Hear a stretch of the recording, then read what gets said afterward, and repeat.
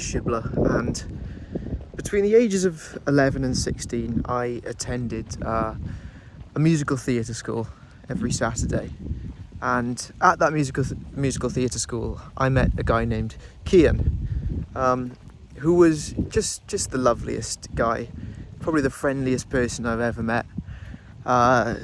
Just always wanted to chat, always wanted to know everyone's name, always wanted everyone to be included. He was just a really, really sound guy. And about a year ago today, or this week, not a year ago this week as you're seeing this, but a year ago this week as I'm recording this, my dad woke me up early one morning asking if I knew Kian. I said, "That Kian?" And he said, "Yeah, that Kian." And he then told me that there had been a message sent out by the principal of that musical theatre school that I used to go to, saying that he had passed away. And my dad comforted me, and I assured him that I was all right, and then he left, and I laid in bed for a bit longer and just sort of sat with the information that I had just been given. And then I got up and picked up my guitar and immediately just got in the car. And I drove here. I just spent hours sort of wandering, just like, getting up and walking and then going back to the car, sitting, noodling on the guitar for a while. Just kind of, I didn't really know what to do with myself. I was just a bit shocked. Eventually I settled here. There's like these sort of clusters of like memorial benches all along, overlooking the estuary here, and I wrote a song called Kean song.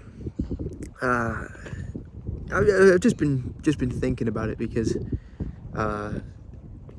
it was about a year ago this week, and I just thought it would be a good time to share it with you again. So I'm gonna go back to my car now and I'm gonna play Kean song.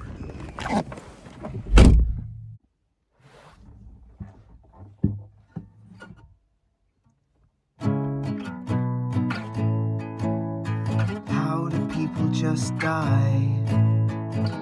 He was only my age, haven't seen him in years, but you never think that you're never gonna see him again.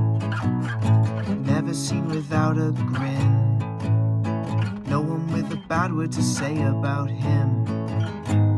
Dead at 18, that's what it said on the screen. This morning when I woke up and seen a text that read, "Sorry to inform you that Kian is dead."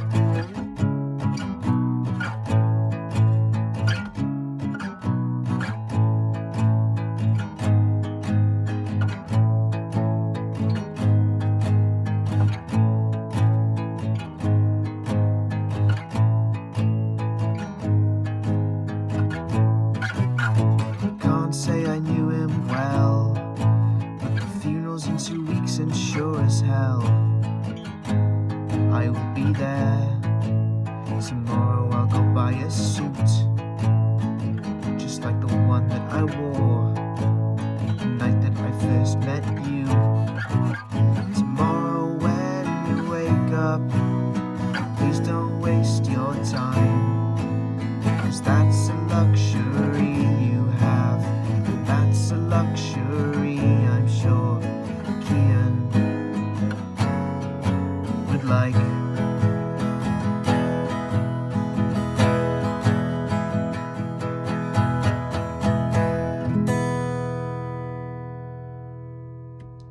Before I go, there's a story that I'd like to tell, because I just found this photo of Kian and I when we were about 13, 14.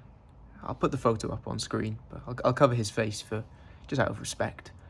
But in the photo, we're about 13, 14, backstage at a local theatre. We had been given the opportunity through the drama school that we were both a part of to perform alongside real professional actors, get some hands-on stage experience alongside professional actors as extras in an opera. So on the day of the show, we showed up to the theatre, and we were being chaperoned by one of our drama teachers because we were still pretty young, and there was a group of us. It wasn't just Kian and I. It was a group of kids around that age, and we walked through the theatre and went backstage and met the director. And our drama teacher said, "Yep, here they are. Here are your extras," and pointed to this group of teenagers. And the director said, "Oh, when we said teenagers, we were expecting 18, 19-year-olds." And we were all looking a bit confused. And then he explained that the scene that we were going to be playing extras in was like a party scene. And there would be actors walking around playing waiters with trays, handing out champagne, real champagne. I don't know why it was real. It seems, it seems like it would be far less expensive, more cost effective to come up with some sort of substitute. But no, they were handing out real champagne. And then there was a kind of a bit of a pause after he explained that, and my drama teacher then said, "Well, they're here now." And he was just like, "Yeah, there we are then." So took us on stage and we rehearsed the scene, and we were strongly instructed not to take any champagne, and the actors playing the waiters were strongly instructed not to give any to us. So then we went backstage after we'd finished rehearsing the scene, and everyone was getting their costumes fitted, and because they were expecting 18, 19-year-olds, the costumes were way too big for us, and that's what the photo is, a photo of me and Kian in our costumes. He was a bit taller than me, so his fit a little bit better, but mine is just hanging off me. That's what those lines in the song are in reference to. "Tomorrow I'll go buy a suit, just like the one that I wore the night that I first met you."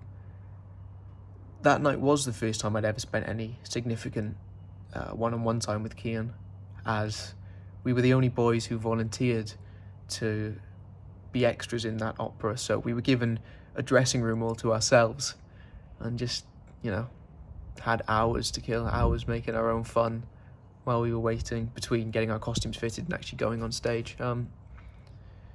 At the funeral, there wasn't a dress code. We were just told to wear something that was symbolic of our relationship with Kian. And I desperately wanted to find something like that suit that I was wearing in that photo. I looked across every charity shop in and around Swansea, where I live. I'd be trying to look for a dicky bow and a tailcoat that didn't fit right. But I just couldn't find it. And I was a bit gutted that I couldn't show up for him like that in the end. But it is what it is. I think I'll leave it there. Thanks for watching.